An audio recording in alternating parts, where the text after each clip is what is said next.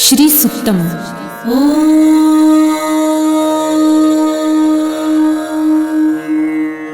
हिरण्यवर्णां हरिणीं सुवर्णरजतस्रजां चन्द्रां हिरण्मयीं लक्ष्मीं जातवेदो महावह ताम आवह जातवेदो लक्ष्मीमनपगामिनीं यस्यां हिरण्यं विन्देयं गामश्वं पुरुषानहम् अश्वपूर्वां रथमध्यां हस्तिनादप्रबोधिनीं श्रियं देवीमुपह्वये श्रीर्मा देवी जुषतां तासोऽस्मितां हिरण्यप्राकाराम् आर्द्रां ज्वलन्तीं तृप्तां तर्पयन्तीं पद्मे स्थितां पद्मवर्णां तामिहोपह्वये श्रियं चन्द्रां प्रभासां यशसा ज्वलन्तीं श्रियं लोके देवजुष्टामुदारां तां पद्मिनीं शरणमहं प्रपद्ये लक्ष्मीर्मे नश्यतां त्वां वृणे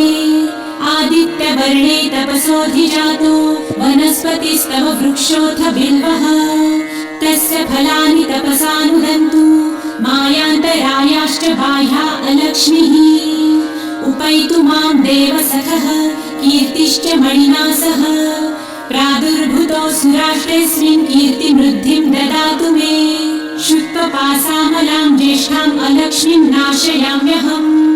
अभूतिं समृद्धिं च सर्वानिर्णुद मे गृहात् गन्धद्वारां दुराधर्षां नित्यपुष्टां करिषिणीम् ईश्वरीं सर्वभूतानां तामिहोपह्वये श्रियं मनसः काममाकुतिं वाचः सत्यमशीमहि पशूनां रूपमन्नस्य मयि श्रेयतां यशः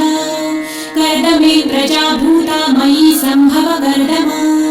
श्रियं वासय मे कुले मातरं पद्ममालिनीम् आपसृजन्तु सिद्धानि चित्रितवस मे गृहे निज देवीं मातरं श्रियं वासय मे कुले आर्द्रां पुष्करिणीं पुष्टिपिङ्गलां पद्ममालिनीं चन्द्रां हिरण्मयीं लक्ष्मीं जातवेदो महावह आर्द्रां यकरिणीं यष्टिं सुवर्णां हेममालिनीं सूर्यां हिरण्मयीं लक्ष्मी जातवेदो महावह ताम आवह जातवेदो लक्ष्मीमनपगामिनीं यस्यां हिरण्यं प्रभुतं गावो दासोऽश्वान् विन्देयं पुरुषानहम् यः शुचिः प्रयतो भूत्वा जिहुयादाज्यमन्वहम् सूक्तं पञ्चदशर्च च श्रीकामः सततं जपेत् पद्मानने पद्म उरु पद्माक्षी पद्मसम्भवे तन्मे भजसि पद्मक्षी येन सौख्यं लभाम्यहम् अश्वदायै गोदायै धनदायै महाधने धनं मे लभतां देवी सर्वकामांश्च देहि मे पद्मानने पद्मविपत्रे पद्मप्रिये पद्मदलायताक्षी विश्वप्रिये विष्णुमनोनुकूले त्वत्पादपद्मं मयि सन्निधस्त्वम् पुत्रपौत्रं धनं धान्यं हस्ताश्वादिगवेरथम् प्रजानां भवसि माता आयुष्मन्तं करोतु मे धनमग्निर्धनं वायुर्धनं सूर्यो धनं वसु धनमिन्द्रो बृहस्पतिर्वरुणं धनमस्तु मे वैनतेय सोमं पिबतु वृतः सोमं धनस्य सोमिनो मह्यं ददातु सोमिनः न क्रोधो न च मात्सर्य न लोभो नाशुभामतिः भवन्ति कृतपुण्यानां भक्तानां श्रीसूक्तं जपेत् सरसिजनिलये सरोजहस्ते धवलतरां सुखगन्धमाल्यशोभे भगवती हरिवल्लभे मनोज्ञे त्रिभुवनभूतिकरी प्रसीद मह्यम्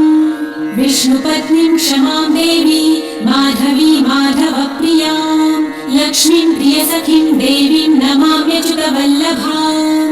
महालक्ष्मीं च विद्महे विष्णुपत्नी च धीमहि